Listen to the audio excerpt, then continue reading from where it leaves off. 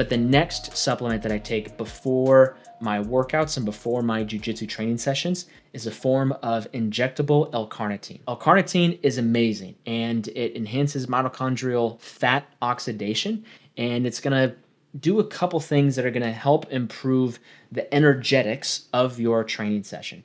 What it really does is it helps with fat oxidation, so you're able to use a little bit more fat as an energy source, and it can be very glycogen sparing. Now, depending on whether I'm lifting heavy or rolling hard will determine how much L-Carnitine I'm going to be taking.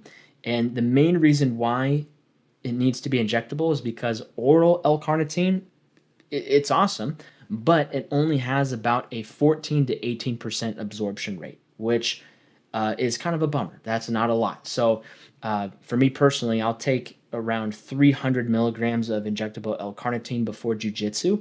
If I wanted to get the exact same amount of L-Carnitine, but taking L-Carnitine powder, that would be a lot of powder, and I don't feel like doing that. The other thing is that it takes a while to digest, and I'd much rather just, within a half hour before I go to jiu-jitsu, take the intramuscular L-Carnitine and be ready to go. So L-Carnitine is great. It's going to help improve your ability to have a little bit greater energy. It's going to spare some of that glycogen.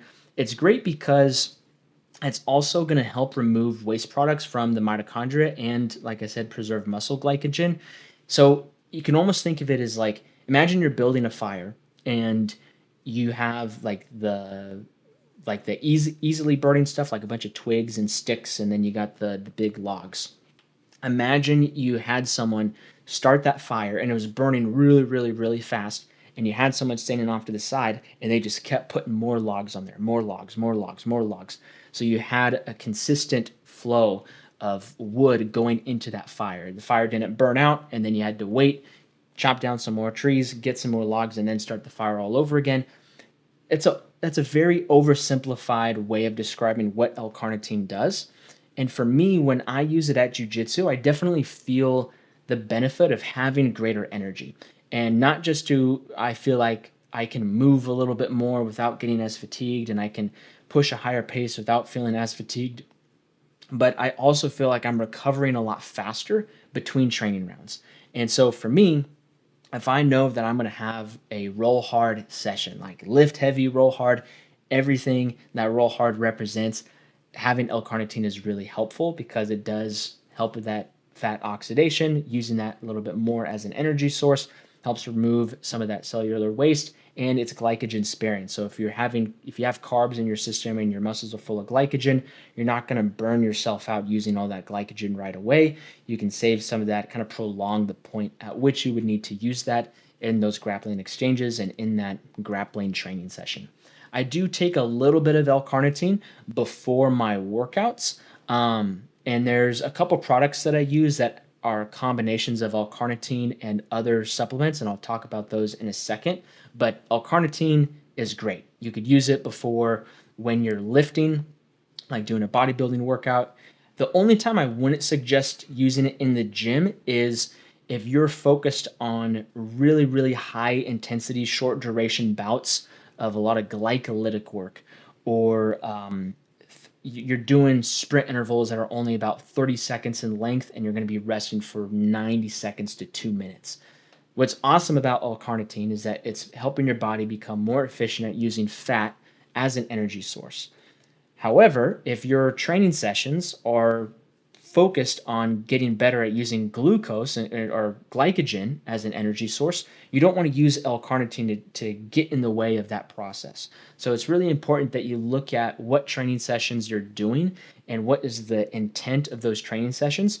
So that way you don't have any, you don't have things crossing over each other, and I don't want to say canceling each other out because I don't really think that's what's going on, but you just want to try to be as intelligent as you can and as intentional as you can. That's probably a better word. As intentional as you can with what you're using L-Carnitine for, as well as all of these other supplements. So, for example, jiu-jitsu's L-Carnitine has a great use for jiu-jitsu because those training sessions are pretty long, 60 to 90 minutes.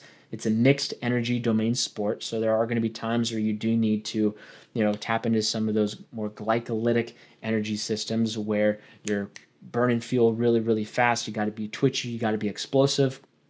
But you also need to have the energy to roll for 6 to 10 minutes for a full training round and then quickly recover and then hit it again.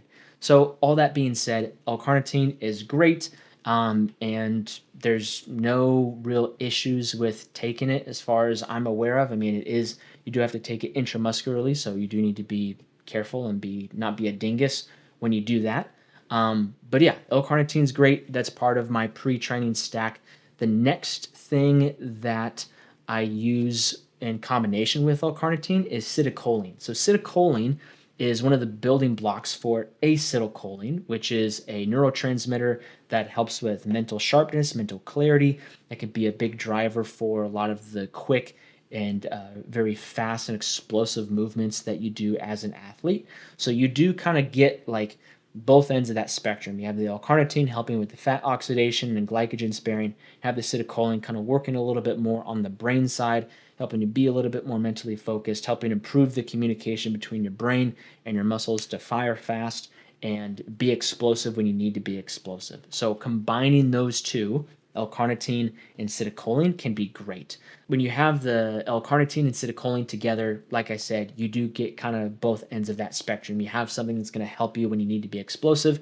You have something that helps you when you need to have prolonged energy or have more energy for some of those prolonged bouts of physical activity and for some of those longer training sessions. I take L-carnitine on my recovery days as well.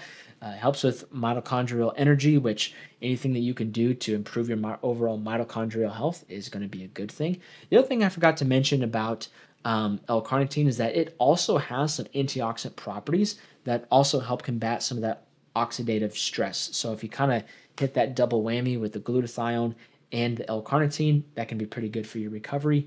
And it also helps improve your androgen receptor density. That's actually kind of how I first got started in all of this stuff. Was I got some blood work done. Shout out to Merrick Health. I get all my blood work done through them. And I should also say that these supplements may not be for you based on your blood work. So before you throw the kitchen sink at yourself with supplements, I strongly suggest that you get some blood work done, talk with a coach at Merrick Health to see like, hey, like break down everything that you see. Look at all the different ratios between these different things and let me know what do I actually need versus what I could probably pass on. So one example is for me, my testosterone wasn't horrible, but I did need to improve my androgen receptor density. And one of the things that could help with that is L-carnitine. And that's not the first time that I heard of it, but that was like the big reason for me on why I started taking it, was to help with that androgen receptor density. So that's just a long-winded way of saying that, yes, on my training days before jiu-jitsu and lifting, I take L-carnitine, and then I also take it on my recovery days.